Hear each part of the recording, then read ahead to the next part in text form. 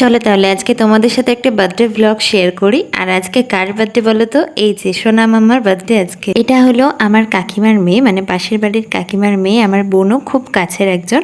তো আজকে হলো এর বার্থডে। তোমরা আগে ঝটপট করে ওকে উইশ করে দাও। আজকের ব্লগটা আমি চলো এখান থেকে স্টার্ট করি। আজকে মোটামুটি অনেকটাই ঘুম থেকে উঠতে লেট করেছিলাম, আর ফার্স্টেই চলে গেলাম ছাদে, দেন ফ্রেশ হয়ে গেলাম কাকিমণির বাড়ি। কাকিমণি আমাকে অনেকবার ফোন করেছে, আর কাজকর্ম শুরু করার আগে এক কাপ আগে চা খেয়ে নিলাম। দেন চলে এলাম একটু রান্না করতে। অ্যাকচুয়ালি কাকিমণিই রান্না করছিল, আমি জাস্ট একটু নেড়ে দিলাম। অ্যাকচুয়ালি বোনের আশীর্বাদের জন্য কিছু ভাজাভুজি করা হচ্ছিল, আর তারপরে আমরা চলে গেলাম ডেকোরেশনের কাজে। ফুল ডেকোরেশনটা তোমাদের সাথে ভিডিও করে শেয়ার করতে পারলাম না, এখানে ফটো অ্যাটাচ করে দিচ্ছি। যেটুকু করেছি বোনুকে ইমপ্রেস করার জন্য করে দিয়েছি, যেটুকু পেরেছি। তোমরা কেমন হয়েছে সেটা জানিও। আমার বাড়ির সবারই ইনভিটেশন ছিল আজকে বোনের বাড়িতে, তো আমি এখন স্নান করে ফ্রেশ হয়ে পুরো রেডি হয়ে যাচ্ছি এবার বোনের কাছে। চলো তোমাদেরকে আগে গিফটটা দেখিয়ে দিই। এটা হচ্ছে একটা সিলভার রিং, ভীষণ সুন্দর আর ইউনিক ডিজাইনটা আমার বেশ ভালো লেগেছে এক দেখাতেই। চলে এলাম কাকিমণিদের বাড়িতে। এবার গোপু সোনাকেও তোমাদের একবার দেখিয়ে দিলাম, কি মিষ্টি লাগছে দেখো আজকে ওকে। তারপর খুঁজছিলাম যে বুনু কোথায় আছে, দেখলাম যে ওর কাকিমণি ওকে সাজিয়ে দিচ্ছে সুন্দর করে।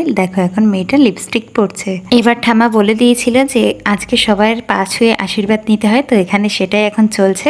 বার্থডে কালকে কেমন লাগছে কিন্তু সেটাও অবশ্যই তোমরা কমেন্টে জানিয়ে দিও। আর এখানে কেকটা দেখতে পাচ্ছ একটু ঘেটে গেছে, সেদিনকে এতটাই প্রচুর পরিমাণে গরম পড়েছিল যে কেকটার অবস্থা খুব খারাপ হয়ে গেছিল। এরপর চললো হচ্ছে কেক কাটিং। বোনের মা অ্যান্ড বাবা বসে আছে। নেক্সট পার্ট নিয়ে কিন্তু খুব তাড়াতাড়ি আসছি।